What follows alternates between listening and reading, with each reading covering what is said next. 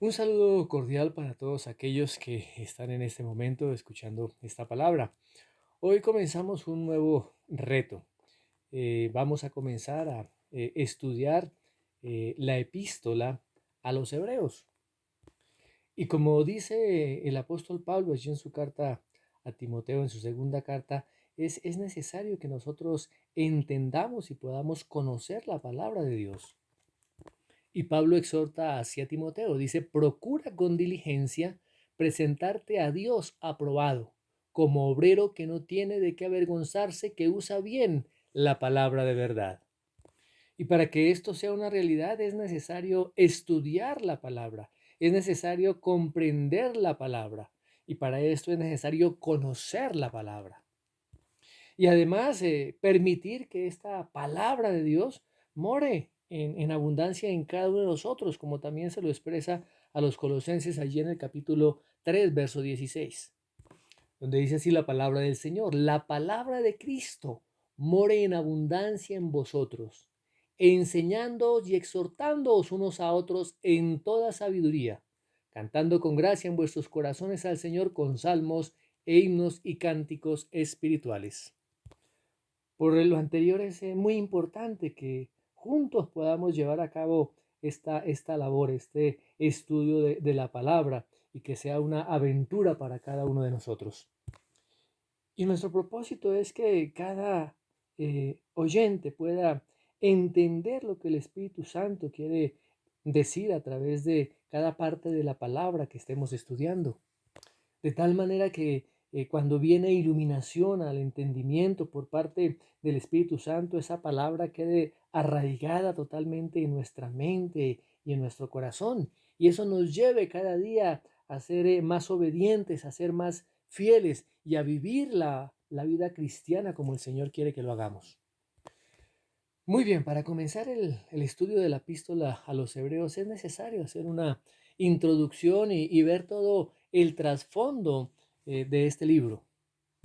Así que vamos a estar hablando acerca de quién fue el autor de este libro, a quién fue también dirigido este libro, de la misma manera también cuál es el tema general de la epístola, y hacer algunas observaciones que es importante al final hacerlas. Así es que dispongámonos y preparemos nuestros corazones para esta nueva aventura. El libro de Hebreos es un libro con muchas verdades profundas y en algunas ocasiones un poquito difíciles de entender. Por eso necesitamos un estudio diligente, un estudio fiel de este texto. Y una recomendación mientras estemos estudiando el libro a los Hebreos es que también podamos nosotros comenzar a leer y a estudiar también el libro de Levítico. ¿Por qué? Pues porque Hebreos tiene su base en los principios de ese sacerdocio levítico. Pero en la medida que vayamos avanzando en el estudio capítulo por capítulo de este libro, también iremos comprendiendo y tener un mayor entendimiento del libro de Levítico. Así es que mi consejo es que comencemos también a estudiar, a leer el libro de Levítico juntamente con el libro de Hebreos. Muy bien, como primera medida miremos quién es el autor. Realmente en la carta no se identifica a sí mismo el escritor de Hebreos, así es que es un escritor desconocido. Algunos estudiosos pues dicen que lo escribió Pablo, otros dicen que lo escribió Apolos, otros más dicen que fue Pedro, pero realmente no se sabe. Lo único que sabemos fue que esta epístola fue escrita por un creyente bajo la inspiración del Espíritu Santo a un grupo de judíos que estaban sufriendo, que estaban siendo perseguidos en alguna parte de ese cercano oriente fuera de Israel. Así es que el historiador primitivo llamado Orígenes, él dijo, simplemente nadie sabe. Y pues es una afirmación muy adecuada, pues precisamente el propósito de este libro es exaltar la supremacía del Señor Jesucristo. Y así como el resto de la Biblia fue escrita por el Espíritu Santo, y al Espíritu Santo sí lo conocemos. Muy bien, veamos el punto número 2. ¿Cuál fue la audiencia a la cual iba dirigido esta carta o esta epístola? Pues aquí vemos que no hay referencias a los gentiles en el libro. No se mencionan tampoco por los problemas que había entre gentiles y judíos en el seno de la iglesia, de tal manera que parece que esta carta va dirigida estrictamente a una congregación judía. De tal manera que la obra del Señor Jesucristo fue revelada a estos judíos creyentes que estaban sufriendo. Aunque algunos continuaban en la incredulidad, se hace un contraste entre el antiguo pacto bajo el cual habían vivido y adorado por mucho tiempo y el nuevo pacto a través de la obra del Señor Jesucristo en la cruz. Ahora, no se sabe la ubicación exacta de este grupo de hebreos al cual iba dirigida la carta. Y lógicamente, pues esta iglesia se había fundado después de la ascensión del Señor Jesucristo. Y en el momento en que fue escrita esta carta, ya existía allí una congregación pequeña de cristianos creyentes. Pero también esta carta está dirigida a incrédulos, que eran miembros de esa comunidad judía. Personas que no conocieron al Señor Jesucristo de primera mano, sino que escucharon a los que estuvieron con el Señor Jesucristo y presenciaron lo que Él realizó. Y lo que ellos conocían de Cristo, pues lo recibieron de alguno de los apóstoles o de alguno de los creyentes que fue testigo presencial de la obra del Señor Jesucristo. Ahora, podemos preguntarnos, ¿cuándo fue escrita esta carta? Pues debió ser escrita después de la ascensión del Señor Jesucristo, después del año 30 y antes de la destrucción del templo de Jerusalén y de Jerusalén misma en el año 70 después de Cristo. Pues cuando se escribió esta carta parece que el templo aún estaba en pie. Así que probablemente esta carta se escribió cerca por ahí del año 65. ¿Por qué? Porque pues no hubo misioneros apostólicos que se enviaran desde Jerusalén al menos 7 años después de haberse fundado la iglesia allí en Jerusalén. Y después de que los apóstoles y muchos discípulos salieran allí de Jerusalén, comenzaron a fundar iglesias en otros lugares. Es muy posiblemente que los apóstoles llegaran a esta comunidad judía a muchos kilómetros de distancia y después de haberles compartido el mensaje del Evangelio, tuvieron cierto tiempo para aprender y para crecer, como se refleja precisamente en el capítulo 5, verso 12, donde dice así la palabra de Dios, porque debiendo ser ya maestros después de tanto tiempo, tenéis necesidad de que se os vuelva a enseñar cuáles son los primeros rudimentos de las palabras de Dios, y habéis llegado a ser tales que tenéis necesidad de leche y no de alimento sólido. Lo que el autor de Hebreos está diciendo aquí es que, mire, ustedes tuvieron el tiempo suficiente para crecer, para madurar, pero todavía no son maduros. Así que quiero tomar la exposición que hace precisamente el pastor John MacArthur de 3 grupos básicos de personas a los cuales iba dirigida esta carta. Y el primer grupo es precisamente el grupo de cristianos hebreos. En esta comunidad de judíos había realmente una congregación de verdaderos discípulos del Señor Jesucristo, creyentes. Habían salido del judaísmo, donde habían nacido, donde habían crecido. Pero ahora, ¿qué había sucedido? Habían nacido de nuevo, habían recibido al Señor Jesucristo, lo habían reconocido como su Mesías, como su Salvador, y se habían hecho seguidores de Él. Ahora, esto trajo como resultado una tremenda hostilidad por parte de los propios judíos. Estas familias fueron aisladas, fueron perseguidas, tuvieron mucho sufrimiento y aún muchas fueron también martirizadas. Así que a través de estas experiencias, pues ellos debieron haber madurado para enfrentarlas y para seguir adelante, pero parece que no fue así. No tenían la suficiente confianza en el Evangelio, no tenían la suficiente confianza en el Señor Jesucristo y estaban en un gran peligro otra vez de volver a todos esos patrones y a todas esas normas del judaísmo.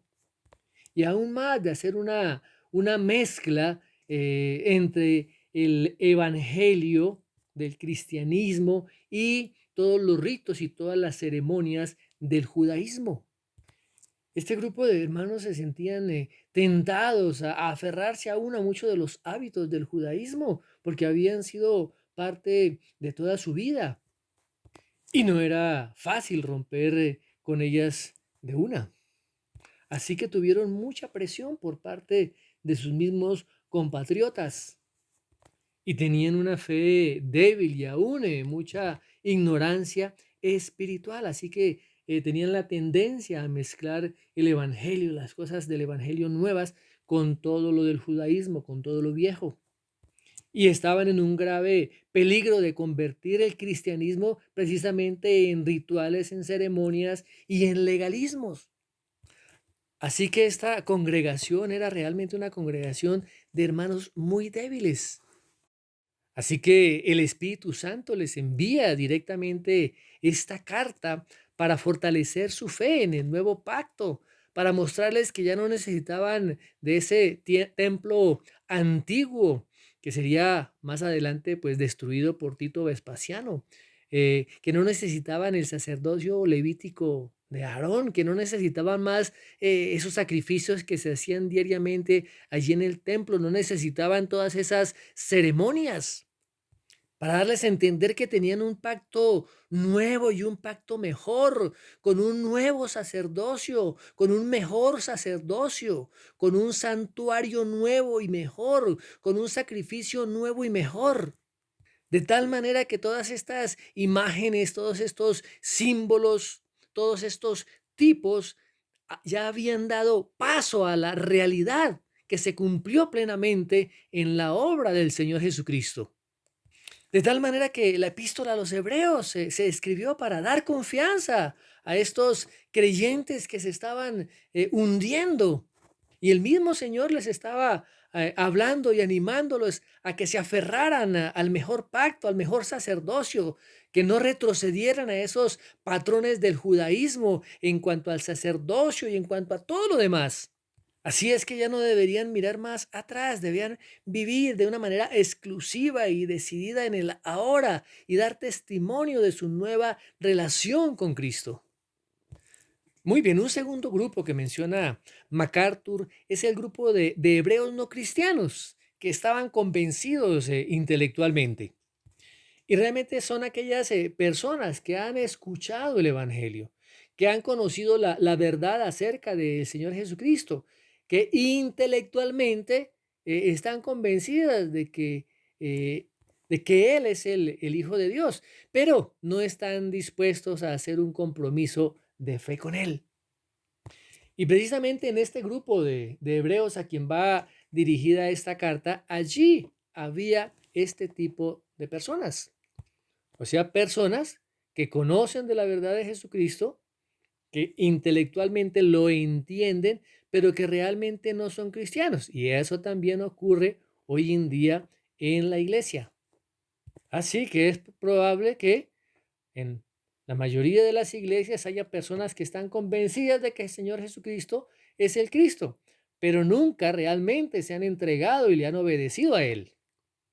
Estas personas pues realmente creían que Jesús era el Cristo, el Mesías, al que se referían las escrituras, o sea, el Antiguo Testamento, pero pues no estaban dispuestos a recibirlo realmente como su Señor y su Salvador. Y la pregunta es, ¿por qué? Tal vez, como lo describió el apóstol Juan,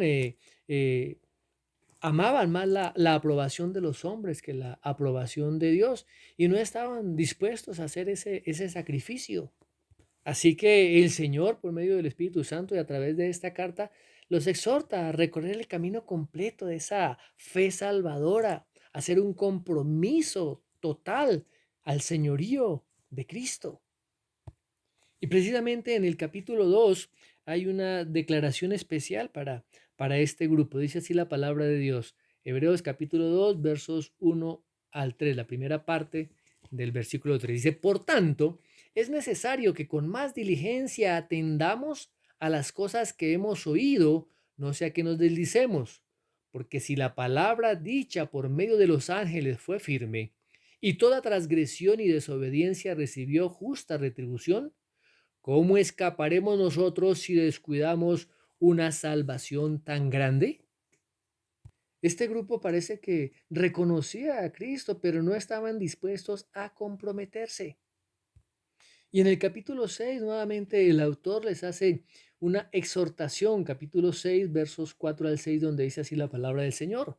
Porque es imposible que los que una vez fueron iluminados y gustaron del don celestial y fueron hechos partícipes del Espíritu Santo, asimismo gustaron de la buena palabra de Dios y los poderes del siglo venidero y recayeron, sean otra vez renovados para arrepentimiento, crucificando de nuevo para sí mismos al Hijo de Dios y exponiéndole a vituperio. De tal manera que si una persona está totalmente convencida de que el Señor Jesucristo es quien afirmó ser, pero se niega a creer, tal persona queda sin excusa y sin esperanza. Aunque está convencida de que el Evangelio es una verdad, pues no deposita su confianza en Cristo. Y a esta persona pues se le advierte aquí que Dios no puede hacer nada más. Y aquí vemos que el pecado más grande precisamente es eso, rechazar a Cristo, como dice en el capítulo 10, verso 26, donde dice así la palabra de Dios. Porque si pecáramos voluntariamente después de haber recibido el conocimiento de la verdad, ya no queda más sacrificio por los pecados. De tal manera que si una persona oye, escucha el Evangelio, lo entiende, en su mente está convencida de que es la verdad, pero rechaza voluntariamente a Cristo, ¿qué más puede hacer Dios? Nada. Pero sí veamos lo que viene sobre la vida de esta persona, el versículo 27 del capítulo 10, sino una horrenda expectación de juicio y de hervor de fuego que ha de devorar a los adversarios. Y el 29, ¿cuánto mayor castigo pensáis que merecerá el que pisoteare al Hijo de Dios y tuviere por inmunda la sangre del pacto en la cual fue santificado e hiciere afrenta al Espíritu de gracia? De tal manera que cuando se conoce la verdad, cuando se ha escuchado el Evangelio y esta persona rechaza esta palabra de verdad, pues las consecuencias son terribles y esas consecuencias van a ser permanentes. Muy bien, y el tercer grupo que es mencionado aquí son los hebreos no cristianos que no estaban convencidos. Y estas son personas que no habían creído en absoluto en el Señor Jesucristo. No estaban convencidos de nada de lo que habían escuchado del Evangelio. Y en esta epístola, pues lo que se busca es mostrarles a estas personas que Jesús era el Hijo de Dios, el Mesías. Y es así como el autor de Hebreos comienza a explicarles allí en el capítulo 9, acerca de ese nuevo sacerdocio de Cristo. Así que en esta carta hay textos que hablan directamente a los judíos cristianos. Hay otros textos que hablan directamente también a los hebreos no cristianos, que estaban convencidos intelectualmente. Y también hay textos que están hablando a los hebreos no cristianos que no estaban convencidos. Y tenemos que identificarlos y cuando lleguemos a estos textos, pues lo estaremos mencionando. Ahora, hay que aclarar que el mensaje principal pues va dirigido a los creyentes, a los hebreos cristianos y ocasionalmente vienen advertencias a estos dos grupos que acabamos de mencionar. Así que el autor de Hebreos presenta a Cristo para estos tres grupos. Lo presenta a Cristo como el Mesías, como el autor de ese nuevo pacto, de un mejor pacto, mejor que el del Antiguo Testamento. Ahora, eso no quiere decir que el Antiguo Pacto era malo ni equivocado. Dios mismo fue quien lo dio y por tanto era bueno. Pero ese Antiguo Pacto era incompleto y era preliminar, era la sombra de lo que habría de venir. O sea que todo ese Antiguo Pacto preparó todo el escenario para el nuevo pacto. Muy bien, veamos ahora cuál es el tema de la epístola a los hebreos. El tema principal de este libro, pues, es la superioridad, es la preeminencia del Señor Jesucristo. ¿Qué quiere decir esto? Pues que el Señor Jesucristo es mejor que cualquier cosa anterior a Él, que es mejor que cualquier persona del Antiguo Testamento, que es mejor que cualquier institución del Antiguo Testamento, que es mejor que cualquier ritual del Antiguo Testamento, que es mejor que cualquier sacrificio del Antiguo Testamento. O sea que es mejor que todo lo demás. De tal manera que nos está presentando al Señor Jesucristo como superior a todo y a todos. Esta carta a los hebreos comienza precisamente planteando la superioridad de Cristo de manera general, que Él es superior a todo, que Él está sobre todos.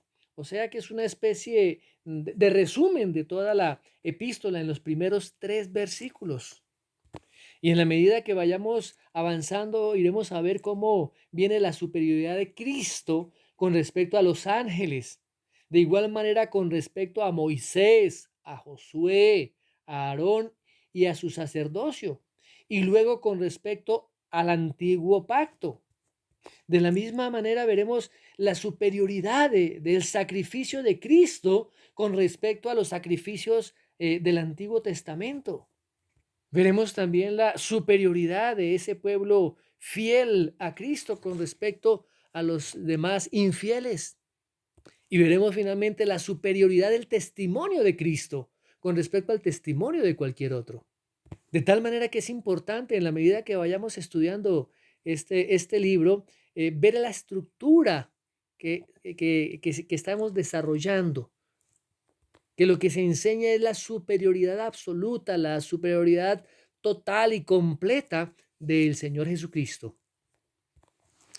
Así que antes de entrar en nuestro estudio expositivo del libro a los Hebreos, es importante hacer algunas observaciones del trasfondo. Muy bien.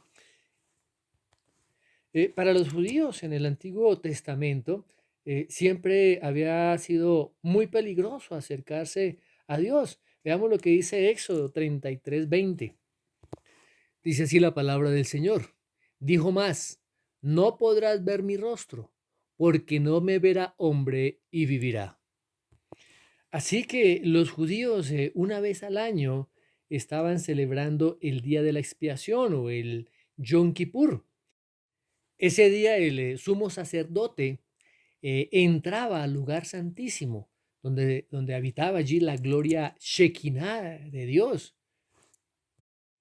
Y el resto del pueblo no podían ver a Dios, no podían contemplarlo, a excepción pues de este día en el año y solamente una persona que era el sumo sacerdote, que debía entrar y también salir muy rápido allí del lugar santísimo, porque si quedaba también, permanecía allí mucho tiempo, podía exponer a Israel al terror del juicio de Dios. De tal manera que si no había una cercanía, una comunión personal con Dios, pues debía existir alguna base para esa comunión entre Israel y Dios. De tal manera que Dios estableció un pacto.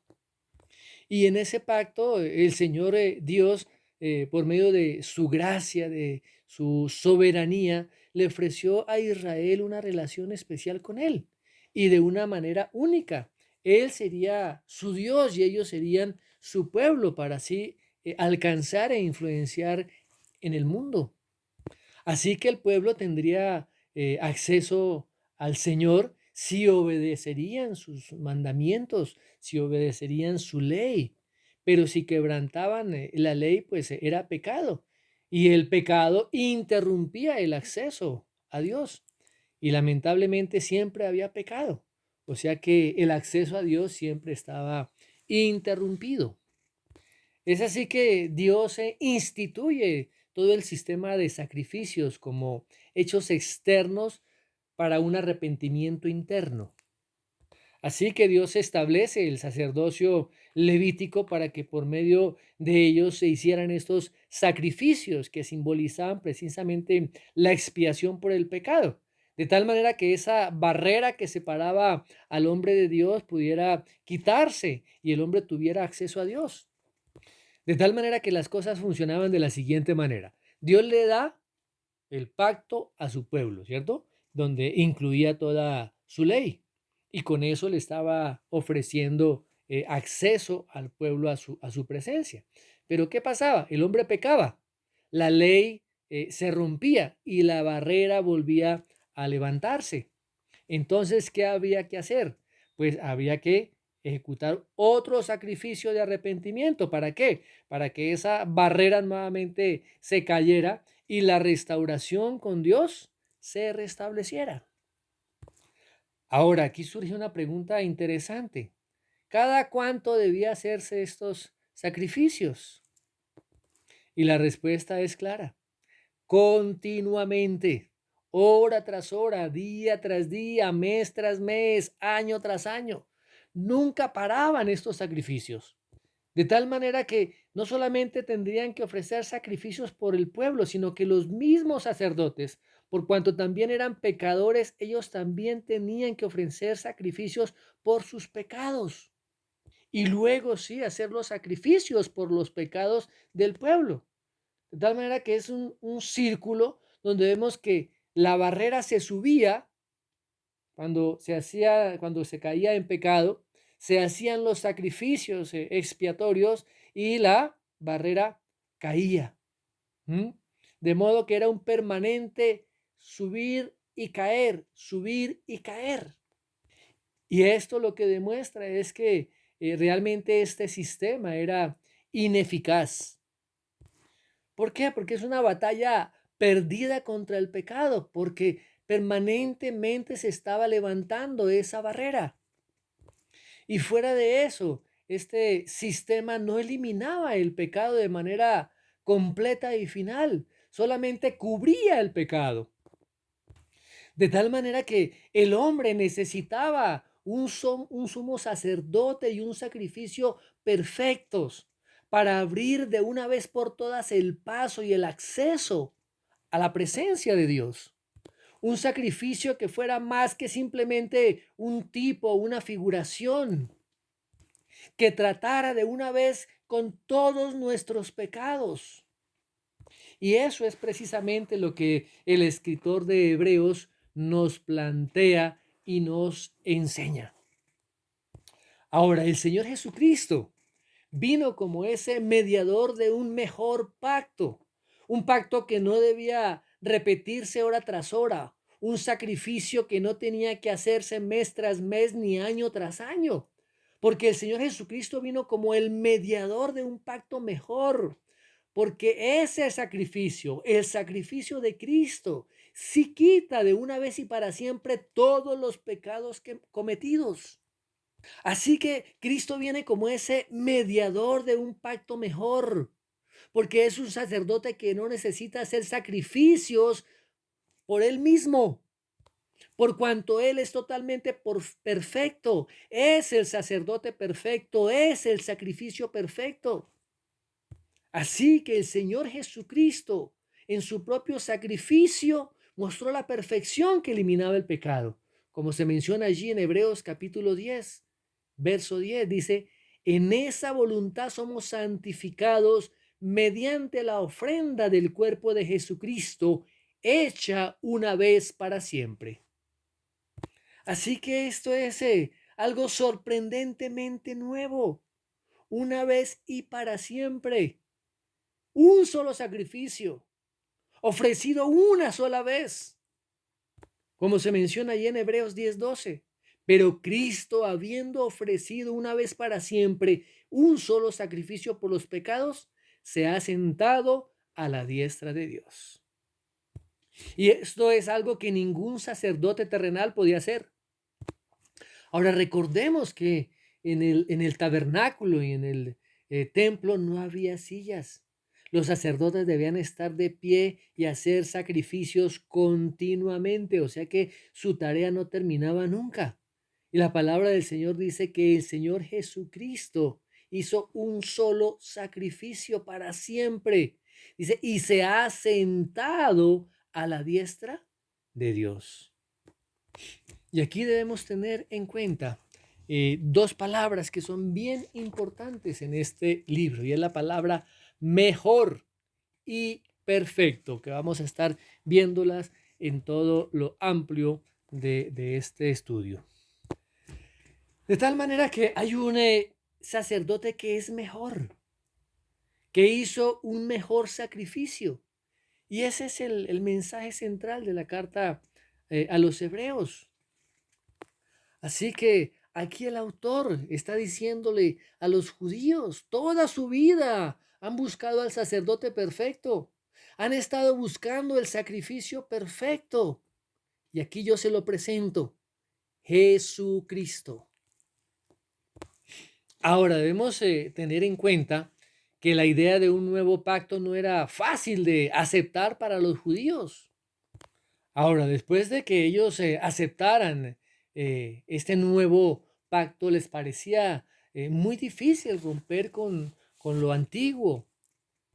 Ahora, pues para los gentiles no tenían este problema. Ellos nunca fueron parte de ese pacto antiguo, porque los gentiles habían perdido el conocimiento real de Dios. Ellos adoraban ídolos.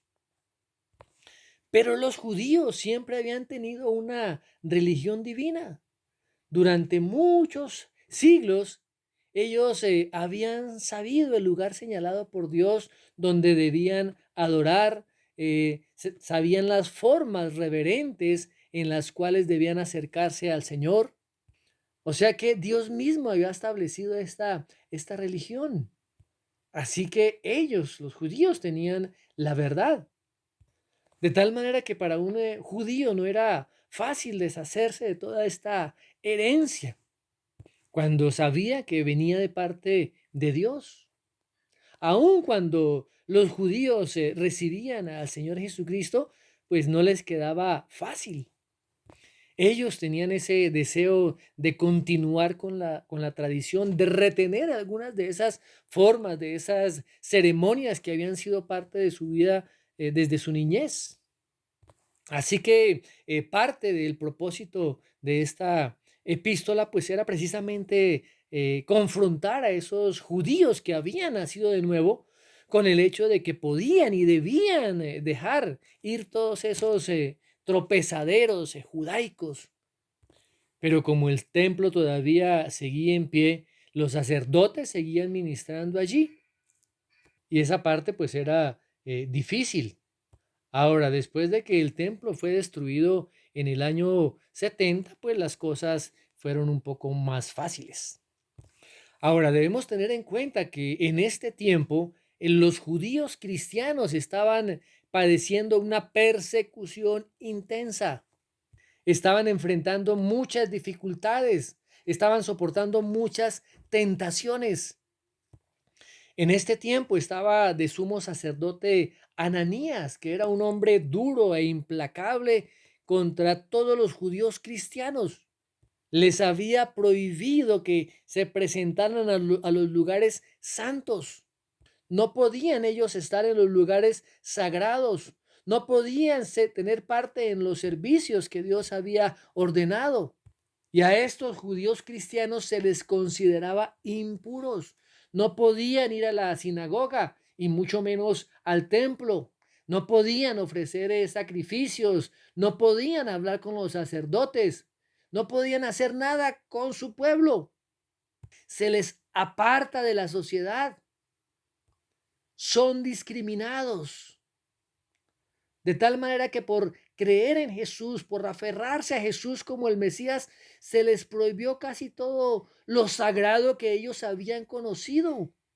Aunque para el Señor Dios eran los únicos judíos verdaderos. Y sus compatriotas judíos los consideraban peores que los gentiles. Ahora, muchos judíos cristianos estaban comenzando a cuestionarse, diciendo, esto no es fácil. Recibimos el evangelio, lo creímos, pero es difícil romper con nuestra religión, con nuestro propio pueblo, con nuestras tradiciones a las que siempre nos hemos aferrado. Y ahora tener que enfrentar una persecución tan fuerte. Podrían decirse también a sí mismos, es difícil para nosotros no dudar de que Jesús sea el Mesías. Y tenían estas dudas. Y precisamente aquí la palabra dice, ¿por qué? Porque eran infantiles espiritualmente, porque aún no habían madurado lo suficiente. Y es precisamente en esta carta a los hebreos que se anima a estos cristianos inmaduros, que mantengan su confianza en Cristo, su nuevo gran sumo sacerdote, el mediador de un mejor pacto, que les estaba recordando que lo que habían recibido era algo infinitamente mejor que lo anterior. Se les privó del templo terrenal, pero ahora tenían un templo espiritual en el cielo. Se les privó del sacerdocio terrenal, pero ahora tenían un sacerdote celestial. Se les privó de la antigua norma de sacrificios, pero ahora tenían ese sacrificio final y mucho mejor.